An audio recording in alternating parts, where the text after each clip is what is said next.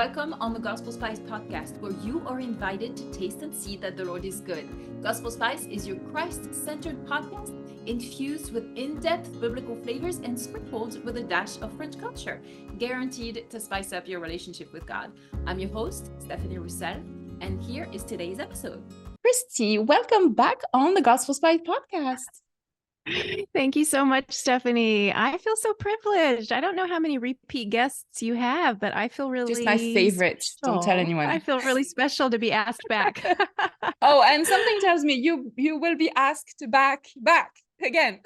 Oh, good. I Oh, hope so. I love talking since with last you. time we talked, our friendship has really grown. We are not, I want to say that one of my claims to fame is that I'm almost your next door neighbor. Not quite. We're about 20 minutes away from each other, but that's close enough, right? That's right. Can that also be my claim to fame? I'm Stephanie's near neighbor.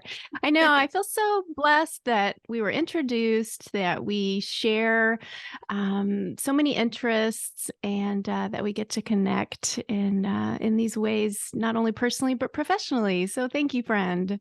Yes.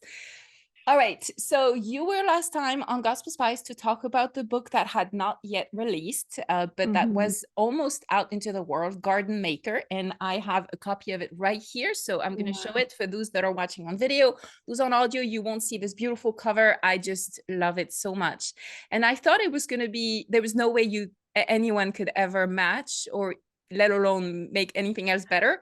And you did, because now we are rejoicing and celebrating the release of the number 2 of the trilogy. And no one yet quite knows what number 3 is going to be like, except you. That's right. But today we're looking at A Home in Bloom. And I love it even more because it happens to boast my single all-time favorite color, because it has a deep emerald green spine, which is just, to me, like it just speaks my world. It's the most beautiful cover in the entire world. A Home in Bloom. And so, okay, this is such a jewel of a book, and it brought a lot of hope to this heart of mine, because I grew up being told time and time again. My dad was a little bit of a gardener, not much. We had a bit of property in our backyard, and he would take us to the garden center and pick out plants, but then I was not allowed to touch them because he would say that I had a black thumb and that whatever I would touch would die. And I'm afraid there was enough proof of the fact as a kid. So what kind of hope can you offer to black thumb people like me? Right. Well, one thing I can say is that I sometimes feel like that's me as well. I kill a lot of plants. I kill most of my house plants. Many plants have died here at this home we call Maplehurst. So I don't know why the green finger, green thumb myth took hold, but honestly, I don't want to over spiritualize it, but I almost feel like that is some kind of spiritual lie, because the truth is we were made for Eden. We were made for paradise. We were made for a garden. And yes, we know the story. We live, in a sense, east of Eden now.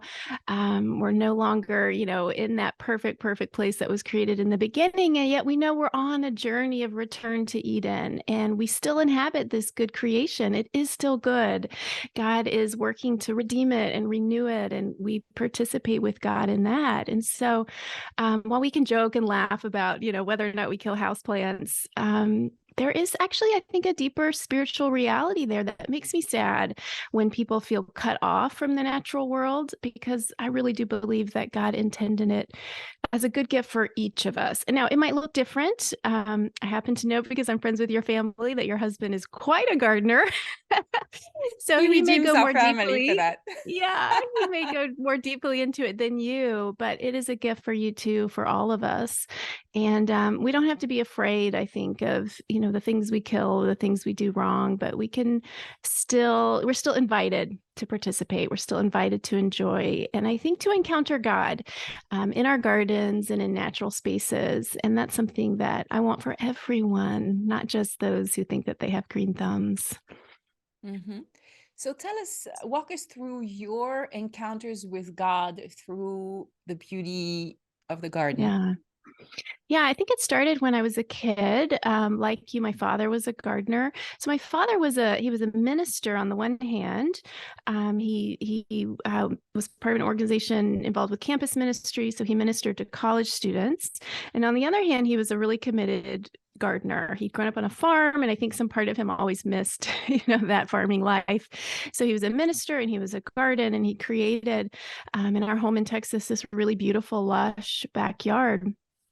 And I loved it. I loved it as a kid. It was my play space. It was a place to retreat, to read my books, to play with my siblings. But I don't think then, even though I was growing up in a Christian family, I don't think I had language for that work in the garden as holy work or sacred work or with a sacred purpose. That was the ministry, right? That was evangelism. That was Bible study. And so I didn't have really language or a worldview that could integrate those. And I think the journey I've been on as a Christian and as someone who eventually, much later, became a gardener, much later, it did not happen for a long time. I think God has been helping me to integrate those and to not live in such a segmented way, but to see God's involvement in all these things. And so that has looked like encountering God, especially in beauty, and not just in the beauty that's out there in the natural world that we might encounter, say, if we go for a hike in the woods or we go on a vacation in the mountains, but actually in my home, the beauty that God says, hey, participate. Work with me, plant the seeds and water these plants and care for them, and then cut your flowers or bring in your fruit, your harvest. And that's a different way, I think, of encountering God in creation because it is so participatory. It's so relational. When I go out into my garden, when it's at its height and it's looking well, which is not all the time, but when it is, I look around and these are things that I've planted. I've planted the seeds or I've cared for them. And yet I look around and I think, where did all this beauty come from? Like, how is it here?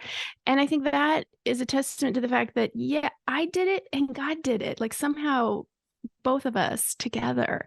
And so I don't know that there are very many such visceral ways that we just feel and experience that kind of partnership with God, that way that God invites us in. Why does God do that? He doesn't have to, but he does. He says, come child, I want to work with you. I don't want to just do it myself and then hand it to you. I want you to be involved. And I know that that is true in many areas, not just the garden, but I feel like that is where I experience it the most, like in the realist way, when I get the dirt under my fingernails, Mm-hmm, mm-hmm. Just last night, my husband and I were sitting out in the garden, which is not yet in full bloom. We're recording this probably a few weeks short of when this is going to release, which in May is probably going to be full bloom. But right now, it's still in the early stages of spring. And so he had been gardening all afternoon, and I joined him around 6 or 7, and the sun was beginning to set, and it just looked so promising. There were little, blossoms everywhere, and he just sat there and he was sweaty and dirty and totally gross looking and just so content, and just like, we need to put a bench right in this spot because it feels good. And he said, that's what I want to do, is work hard in my garden, and then in the evening just enjoy the work and the beauty that is being created. And for me, it's not so much the gardening as it is the creation of beauty in other ways, right? So I love decorating a house, or it's the same idea. And I love what you do with this book, A Home in Bloom, because you bring the garden inside in many ways. And that's more my language, because again, I'm a little afraid of the outdoors because I'm afraid I'm going to kill something. Indoors, not so much. And so I'm more like the indoor decorator, and I love to do that. And that's what you do. You bring the two together. And for me, it's a bit more, as I was reading your book, I can't really relate to the gardening, but first you made it accessible. And I want to touch on that, on how accessible you make it and practical. And you almost tempted me to try it. Imagine that. And two, you echo a lot of other experiences that may not be gardening related, but that are relationship creating. For me, when I would bake and invite my kids in. I didn't need them. They made Right. things more complicated, to be honest, when they were 3 and 4 and, throwing flour everywhere.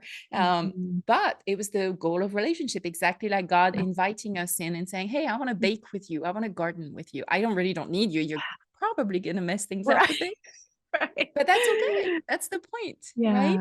Yeah. So you Yeah. make it accessible. Let's touch on that. How do you, Mhm. through the book, so it's part essays where you inspire us, because Mhm. another one of your passions is words, and you don't Mhm. just grow flowers, you cultivate words, and so you do it Mhm. beautifully. There's essays, and then you get dirty and you get to the Mhm. roots of things, pun intended, and Mhm. you tell us how to do things. So walk us That's through that. right. Right. The aim for this book was to offer readers what I have over the years come to enjoy myself, which is a life that is, I like to say, it's rooted in the vitality of a garden, the abundance of a garden, but not just in spring and summer, really year round. And so it's this rhythm of the year. It's not just a hobby I engage in June, but it's a sort of a way I approach the whole year. So some of that, so it's different in different seasons. Some of it is just about cultivating like anticipation over the winter, and a hope that is finally fulfilled in spring. But really, my aim in the book was to show what it looks like in my place. And then through the essays, what it means to me, the spiritual depth to it. But then to give really practical tips for, hey, here are some actual plants that you might want to put in your yard because, for instance, if you have winterberry shrubs in your yard, then come Christmas, you can cut those berries and bring them in. Or I have like simple projects, which I have to tell you, my editor and I, and really the whole publishing team debated back and forth quite a while on that word projects because I am not like a super crafty, wants to tackle all these complicated projects. I just want a simple garden life, which means that if I'm going to gather up materials from my garden to make a wreath for Christmas, I am probably not going to create the most artistic, complicated wreath using 50 ingredients and 5 kinds of supplies. Like, that's just not who I am. And yet, I still want the pleasure of gathering, something from my garden and making the wreath, right? So the projects, I'm putting that in air quotes here, the projects in my book are really just simple rhythms for bringing the garden in. For instance, there's a project for for gathering dandelions, those weeds, and using the yellow petals to flavor cupcakes or Cupcakes. pancakes. Yeah, things like that. And it's so simple that the recipe is kind of a joke. I just say, like, find a cake recipe, add some daffodils. And so I think, Dandelions, yeah. yeah, Not dandelions. daffodils. Thank you. Thank you. I don't think daffodils should work. I'm looking at it. Daffodils are poisonous. Let's not do that. I'm looking at a vase Yeah. of daffodils right now. I think that's why they're on my mind. But yeah, the dandelion weeds. So I think when you talked about accessibility, I think I love art, and I love those who go that extra mile, who create something really exquisite, really difficult, and they have that talent. But that's not the only way to interact with a garden. That's not the only way to root your life in a garden, is to create exquisite floral arranging masterpieces, right? So in my book, I just want to say, here are just simple practices. Here are little easy invitations for ways that we can all kind of blur that line between indoor and outdoor, so that the garden isn't just a place that we go outside to visit, but it is actually the ground of our lives. Our whole lives and all of our days and every season are rooted in the goodness of creation. So that's why the book has, 4 seasons. It starts in autumn and it goes through the year, because I think no matter what's happening with our weather, there is some goodness from the garden that we can enjoy, that we can bring inside, or that we can anticipate year round. Even the weeds, the dandelions. Yes, yes. So you said the book starts in September, in the fall, Yeah. and Mhm. we're in May. So why does it make sense to purchase the book today? Actually, this is the perfect Mother's Day gift. And Yeah. why is it a good time now to get ready for September? It is always a good time to be looking ahead in the garden. It's one of the gifts I think of living a garden rhythm that I have been given is like a different relationship to time. So when you're paying attention to a garden, you're very much rooted in now. So if it's May, you've picked this garden, you're paying attention to the flowers that are blooming, you're paying attention to spring, to what's happening right now. But if you're going to keep a garden, you're always looking ahead to what's to come, So for instance, if you want some fall blooming flowers, you might need to plant those seeds in May. So you're always also looking ahead. You're always also looking back. So a lot of these essays are about remembering, they're about, recollecting, times in the garden or meaningful moments. And so I think a garden for me becomes this thing that is weaving together past, present, future, and something that is really alive, that is really life-giving, and is very different, I think, from our modern approach to time, which is about managing time, maximizing time, not letting time get away from us, or, just all this sort of modern kind of, very productive ways that we can approach time. This is much more like weaving a tapestry or, a work of art over the course of a year. So that means it's a circle and you can dip into it at any moment. It doesn't have to be spring. It doesn't have to be May, although that's a great time to begin because everything's so beautiful. But you can dip into that circle and you can make a beginning at any point in the year. You can make a beginning. And every ending, the flower dies or the flower fades, is itself another beginning. Because look, now seeds are forming and that's a new beginning.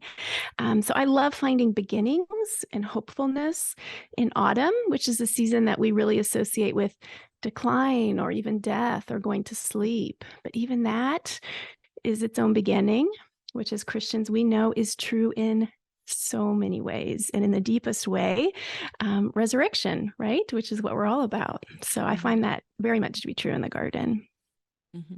Yes, absolutely. And how spiritual, right? When I was listening to you, as you just said, there's so many spiritual connections that we can draw from that. Just the slowing down, the invitation to slow down. Oh, I don't think we can ever hear it too much in our current culture. It is so countercultural to take the time to grow a garden just for pleasure.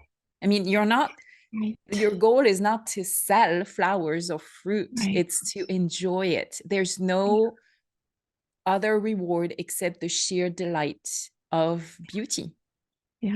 How countercultural. So true. Yeah, it is. And I often think how sad it must make God and to have created so much beauty for us and to have invited us to enjoy and to delight in things like beautiful flowers or good food. I think about this podcast and what you do with, spice and flavor.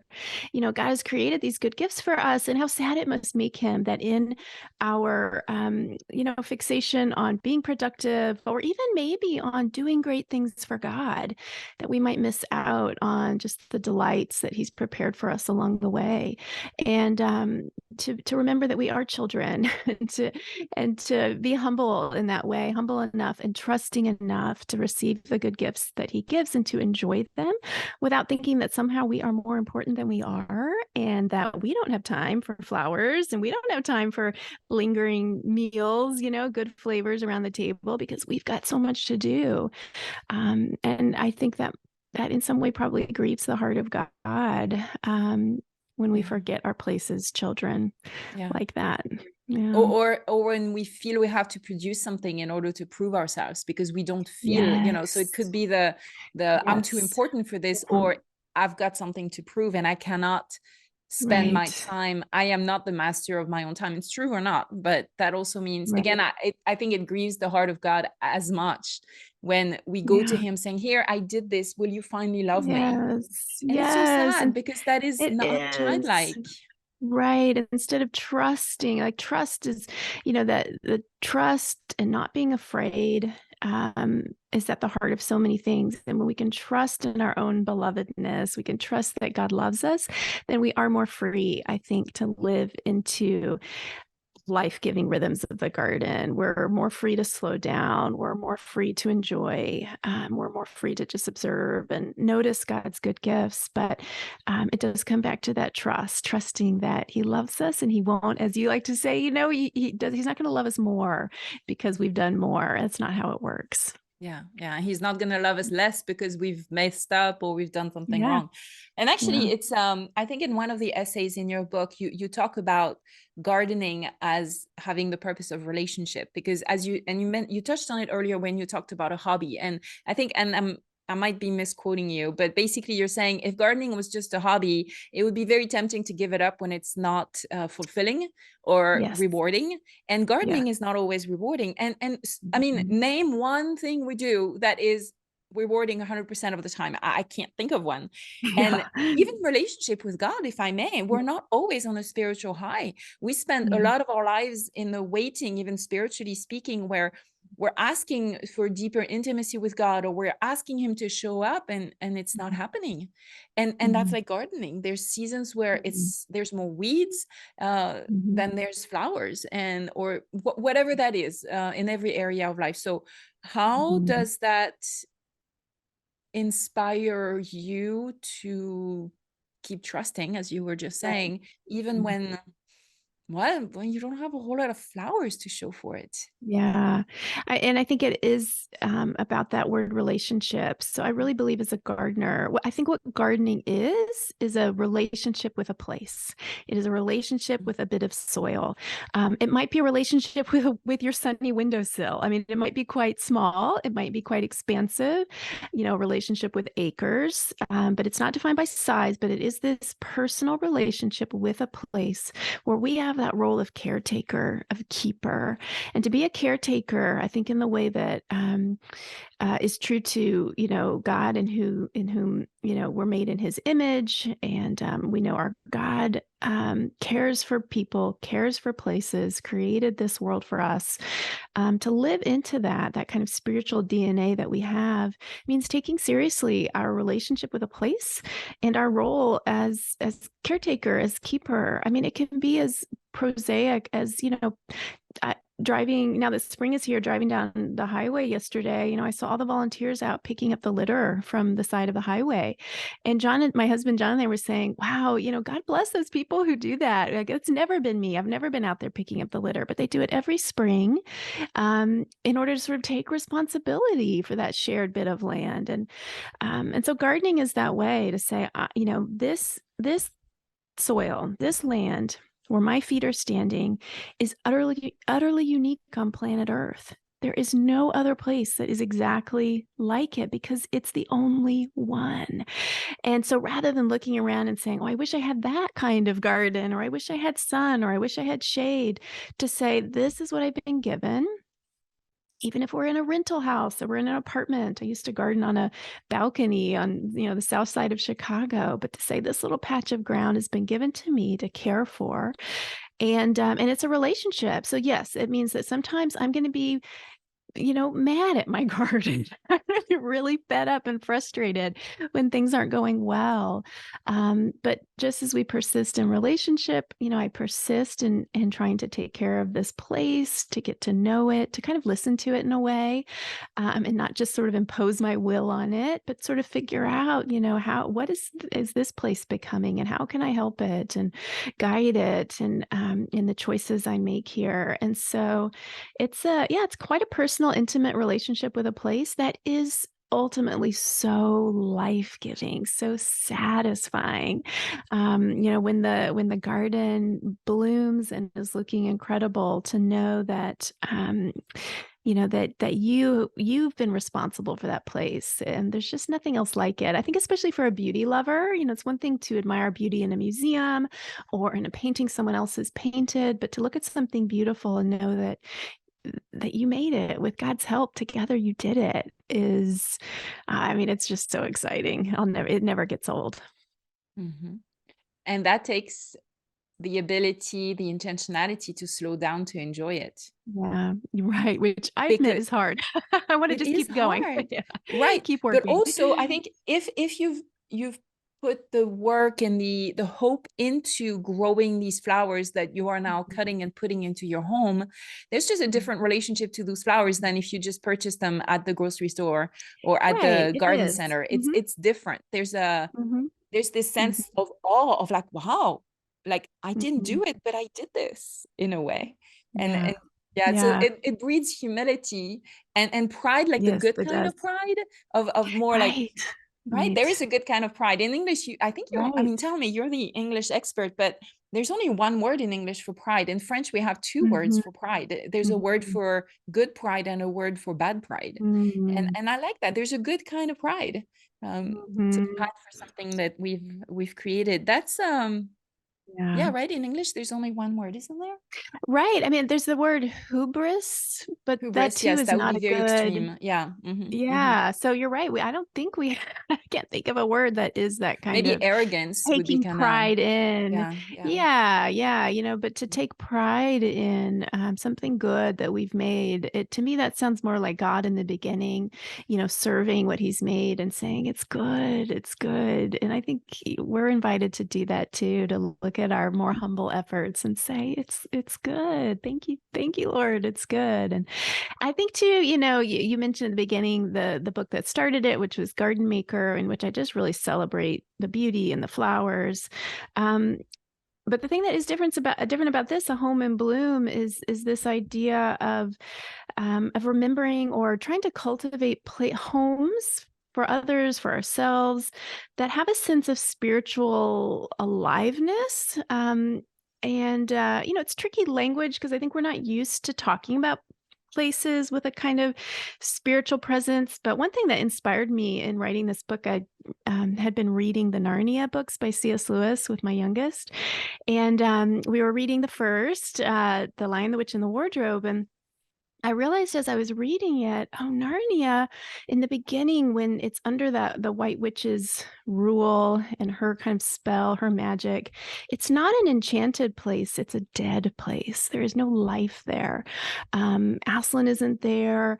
Everything is cold and frozen. There are no flowers. There's no bird song. The trees aren't talking. They've gone to sleep. And then when Aslan comes, he brings Narnia back to life and he re-enchants it. And so now there's the spirits in the trees are dancing and talking, and the flowers are blooming, and the animals are celebrating and feasting. And so, in this very Christian sense, I think a place can be infused with God's own spirit. I mean, you think of our scriptures that talk about, trees clapping their hands and praising God and the rocks crying out. And so if that is a truer picture of the world, I just wanted to ask, well, what does that look like in our own homes with our own four walls and our roofs and our ordinary lives and our kitchens and our living rooms? What does it look like to live in a way that's more like that Narnia that's come back to life?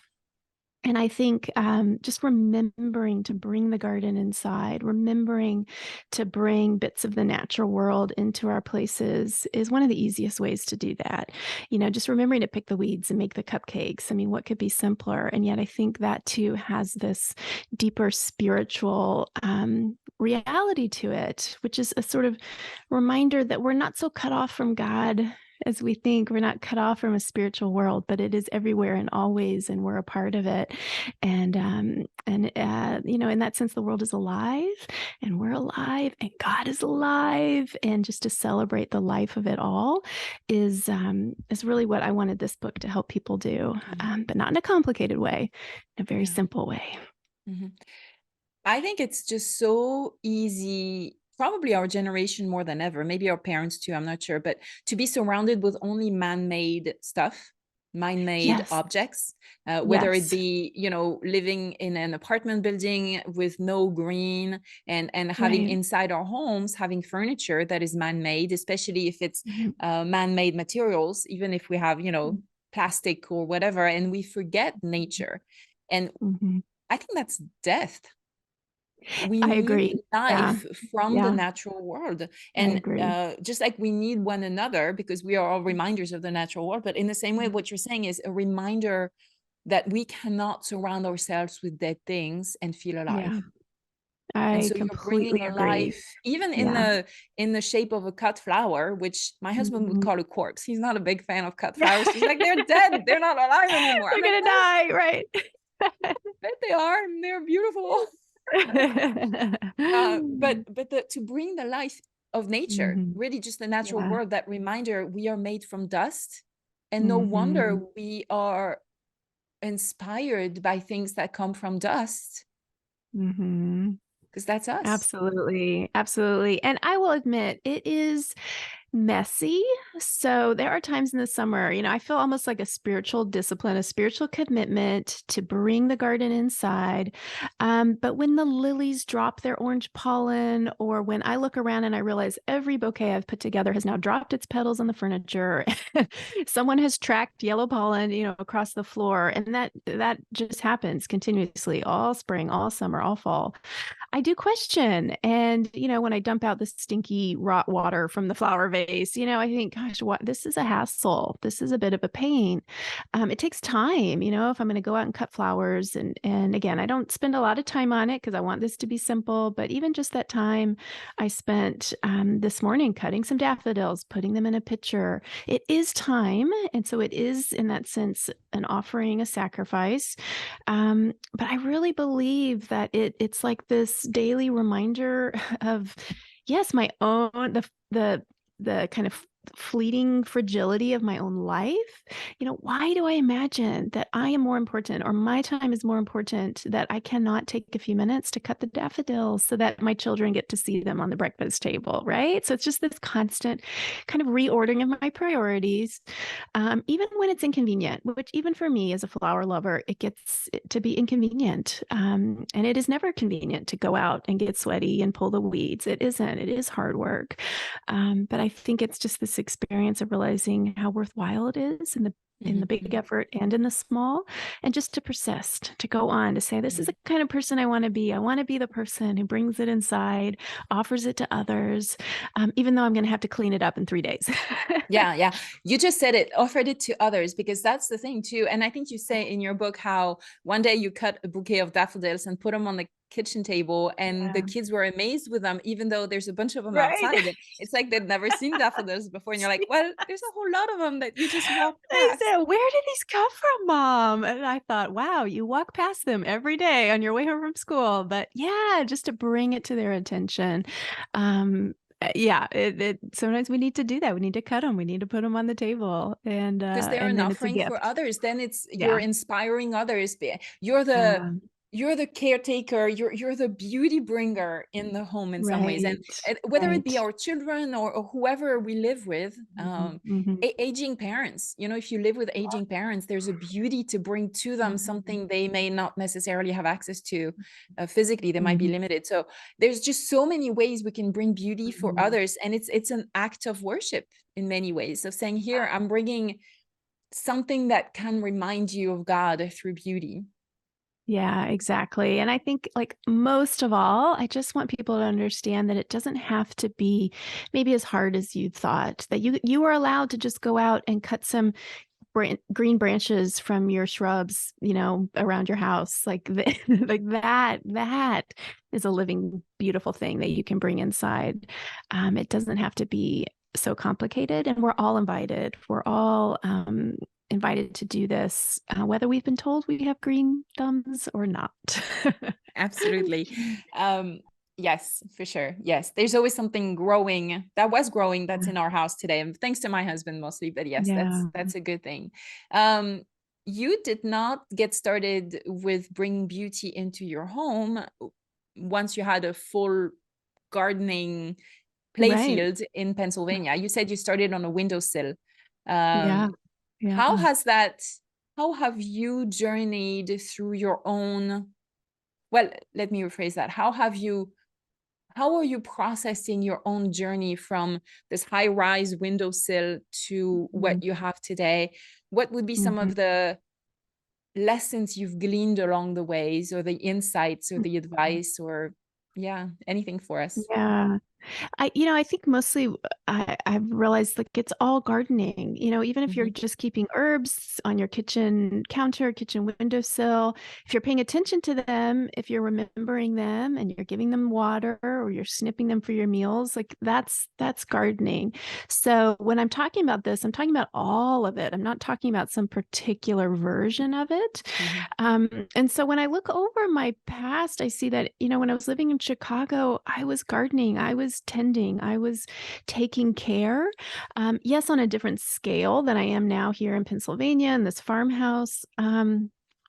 But frankly, as much as I feel grateful now for a place of abundance where I really get to sort of spread my wings and try all the flowers that I want, even so, I can't say that this is better or that this is the more ultimate version of Mhm. it because it really comes back to the place. So I'm glad to be able to look back and say, in Chicago, that apartment we were given that had the little, that had the windows, facing south. So I had some little window boxes. Like that was the place I was given, and I can look back and see that I was caring for it. I was, putting geraniums in those window boxes, and that's what matters. Not that I get to garden on a certain scale or that my garden looks like someone else's, but instead, I guess I think the other thing we do in this country is we put a lot of burdens on people to create something or to care for a place in the same way that everyone else is. So that the most important thing is not caring or cultivating beauty,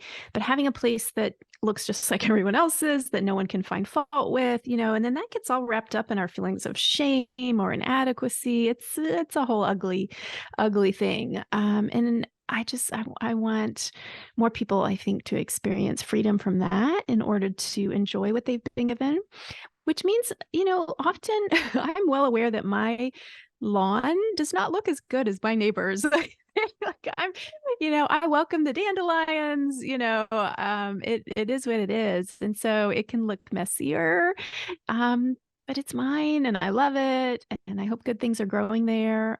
But to just sort of move away from that comparison or, even maybe the cultural values around beauty and to seek out something more unique to you and your place, I think is the invitation as well.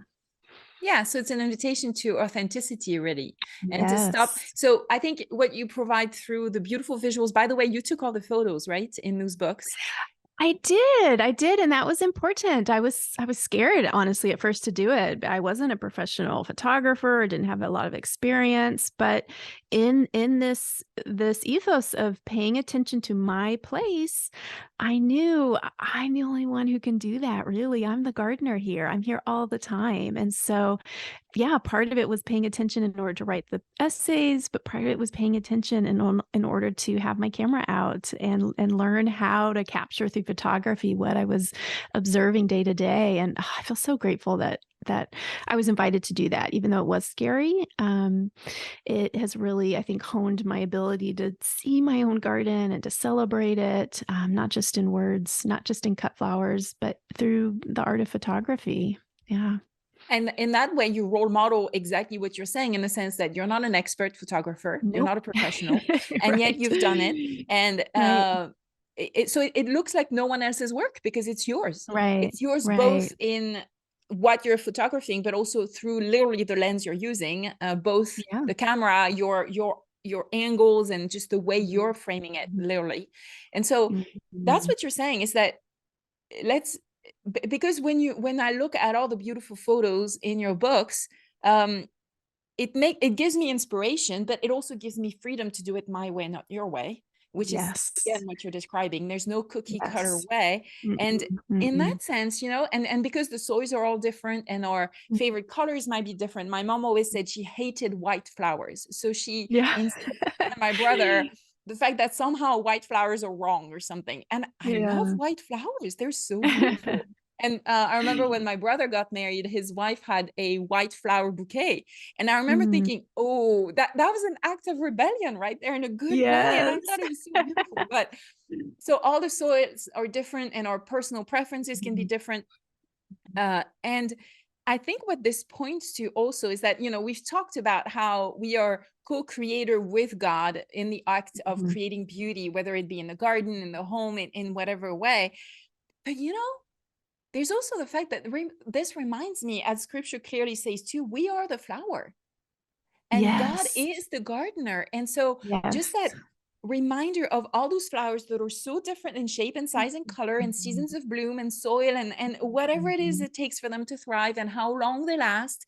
And they're all Mhm. short-lived by human standards, but Right. in some Right. some of it, I mean, they're also eternal in the sense that Mhm. the rose bushes come back year after year. Yeah. Um, Yeah. and so we are Yeah. the flower, and God Yeah. takes such tender care of us, and He delights in us the way I we are know. called to delight in the flower. Yeah. That is Right. so tender. It is, and I think you understand that more when you've had that experience. I've talked to a number of gardeners or people who've become interested in gardening, and one thing we often admit sort of sheepishly is this feeling of we come to look at certain plants as like our babies, our children. We feel responsible for them, and we recognize, okay, is that weird? But I think it is this tenderness that is called out in a caretaker. And so when you've experienced that, the tenderness of caring and the emotion that stirs up in you, it's why we do feel it when things die, or when we quote unquote kill the house plant. We feel it because we're the ones in charge. We're the ones responsible. But I think it does open us up to understanding how God sees us and how He cares for us. Absolutely. Yeah. And there's seasons for growth and seasons for winter for a flower too. Yep. Um, Absolutely. and you have to be Pruning and ruthless all of as the it. gardener, Yep. right? Yes, Yep. yes. Yeah, it's So true. someone going through a season of winter hardship right now, how do you help them see God as their gardener? Yeah. I think it's remembering and leaning into this whole idea of seasons and cycles. I think winter becomes really hard when we stop believing that there will be a spring. Wilderness becomes unbearable when we feel like we can't even believe any longer in a promised land or a coming home. And one of the good gifts of living year after year these cycles of the garden is realizing that no matter what happens, no matter how bad the weather, how big the storm, how awful, the cold that winter, spring always comes. It always returns. And so every time I feel this so deeply. Every time we find ourselves in the wilderness place, the desert place, the one thing that we can be sure of is that God will not leave us there. He will not leave us there. It is not the end of the story. It never is. It can be in its own way a fruitful place. It can be in its own way a restful place. And sometimes it's good to seek out, how is this place actually offering me good right now? But sometimes we can't even do that. We just feel the awfulness of it. And then we just hold on to that hope and that promise that I will not be here forever. He will call me home. I will be released into the promised land again.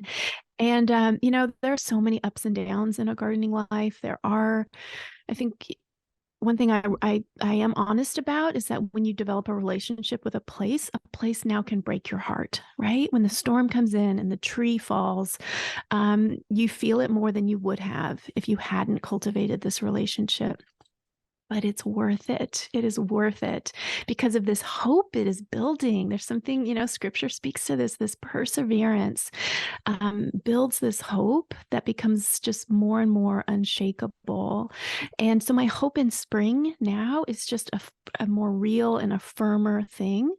And when I say spring, I mean all of it. I mean the eternal spring. I mean, our hope of heaven. I mean, all of God's good promises. But my hope is more real, more solid, because I'm living this. Because I'm paying attention to this constant cycle of moving through these seasons. So, what is true in the garden is true in the whole world, and it is true for our souls and our relationship with God. Spring always comes, it always comes. Mhm, mhm. And in some ways, the cycles of the seasons, when we bring them inside our homes, when we Mhm. allow ourselves to be exposed to them in even more Mhm. intimate ways, where we Yeah. spiritually bring it inside. We don't just leave it Mhm. outside, we bring it in. Yeah.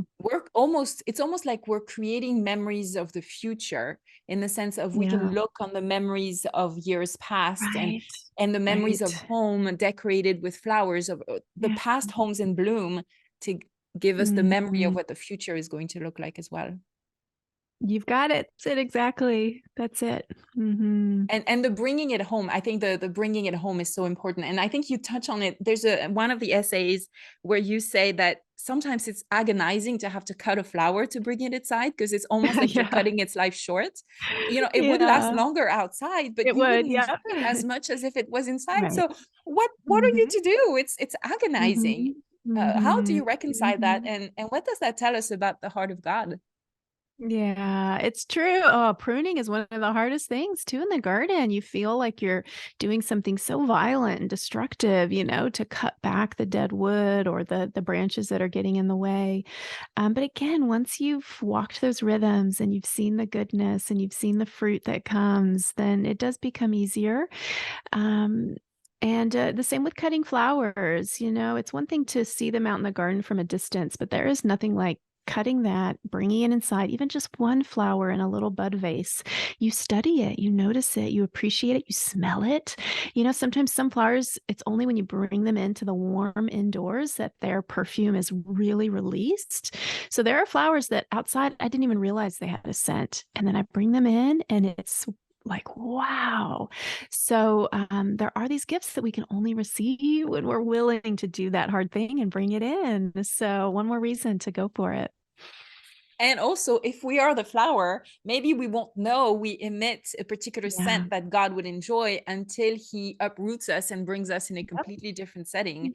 Yep. But that It's sounds very true. scary, but it'd It's be so true. I true. mean, these are metaphors and they're real. They're just realities. Yeah, Yeah. absolutely. What I Mhm. love about flowers, um, and that's where, it also, I think food is the same way, or spices, is that Mm. I think it's one of the rare ways where you can associate a color with a texture and a scent, right? Yeah, it's true. Because Yeah. who says that, blue has to taste a certain way, or Mhm. that Mhm. red has a Mhm. particular texture, but Mhm. in the worlds of flowers or spices, it does. And They do. that Yeah. coalescing of the senses, that is something that I Yeah. believe there's something inherently divine about that. Yeah, I think so too. The way it integrates and unites and brings together all these things that we tend to categorize out, separate out, and in the garden, they're just all brought back together into something that really does feel like Eden or paradise because there's such abundance. Yeah. Oh, you're making me so eager for spring. All right, so we're gonna need to stop because you have to go Yeah, outside and garden, and that's right. Yeah. it does. Yeah. You do. Thank you for making it um so accessible. Because some people Mm, would want to make it mhm. a very difficult art to put themselves on a Right. pedestal that no one can Right. match. Whereas you do the other way, you come down to my level, and that's coming down quite a Yeah. lot. So thank you for that. Thank Oh, you you're for so giving such welcome. simple Yeah. dandelion cupcake recipe, because Yeah, dandelion are yeah. not hard to find. No, they're not. And other simple things, so thank you for Yeah. that, for giving us permission to be simple Mhm. beginners and to rejoice in Mhm. simple things. So I think the permission to delight in simple things, in a childlike Mm. wonder, as Mhm. opposed to having Right. to be so educated and sophisticated that we can Mhm. only delight in what the experts, quote unquote, delight in, which is Exactly. Yeah. Mm. terrifying. So thank you for that. Right, right. Yeah, you're so welcome. Yeah, So the door Christy, is your open. Come on in. Yes. So, Christy, your book is available everywhere. And I would say, because Garden Maker and A Mhm. Home in Bloom go so well together, it would be a shame Mhm. not to have both of them. And we're waiting for the third to complete I the think trilogy, so, right? yeah. So, That's right. Yep, number 3 will be out next year. So and they mhm, look mhm. so I mean, I'm Oh, just they gonna do. like shout out to the publisher. They are so beautifully designed. They're such beautiful books just in as material objects, and they look so good, the two of them, I think, on the shelf They do. together. So that has been Oh, really not on the fun to shelf, share with coffee table. people. They're on my coffee table. Coffee Uh, table, yeah. Coffee table. you No, go. better. And as gifts, they're just really perfect Yeah. gifts. So, Yeah. and I love the spiritual element too. We didn't talk about that. I mean, we talked about the spiritual element, but that's an amazing gift for anyone who Mhm. is a gardener and doesn't know Christ, who doesn't know God, because that's such a Mhm. subtle inroad into the spiritual Mhm. things, because you connect Right. gardening with spiritual realities that every gardener can, I think, associate with to some extent. So Yeah, it's actually a great absolutely. tool for evangelism too. Look at that. Look at you Which go. isn't it interesting? Like full circle, right? From my childhood where, these things seem totally separate and lo and behold, maybe not. Maybe not. Maybe God can use a simple flower to bring people to him. I think he did say Mhm. something along those lines that he does, Yeah, I think so. Yeah. So we're not inventing anything, but he invites us to be co-inventors with him. And that's beautiful. So Yeah. Christie, Yeah. thank you so much. We'll have all the links for people to purchase your book, which Mhm. can be found everywhere. And in, I Mhm. hope, more and more local stores, because it belongs on every bookshelf in the stores and every coffee table in every home. So thank you, Aw. Christie, so much for being with us today. Thank you, Stephanie. It's been a privilege. And now, a brief message from Gospel Spice. At Gospel Spice, you often hear us say, pay, play, and pray Gospel Spice forward. Well, I'm here to tell you how to play Gospel Spice forward. You can share a podcast with your friends and loved ones. If you're listening to an episode and it really touches you and you think of a friend or a loved one, simply text them and share our episode with them and let them know, I was thinking of you and I heard this. I think it's going to bless you. It's just that simple. Now, another way to play it forward is to leave us a review wherever you're listening to the podcast. Help us with that algorithm thing so that others can find Gospel Spice. Thank you. Now, back to the video. Thank you so much for watching today's episode. Merci. Please be sure to subscribe to our channel and click that bell icon so you are the first to know when we release a new video or episode. Also, would you please consider helping us reach new people with the good news of the spice of the gospel by leaving a 5-star review for the Gospel Spice podcast on listening platforms like Spotify, iTunes, Google, etc. Finally, share and follow us on social media to spread the word of Gospel Spice. Thank you so much for watching. Don't forget to tune in our podcast with new episodes every Friday. I'll see you in our next video very soon, right here. Merci.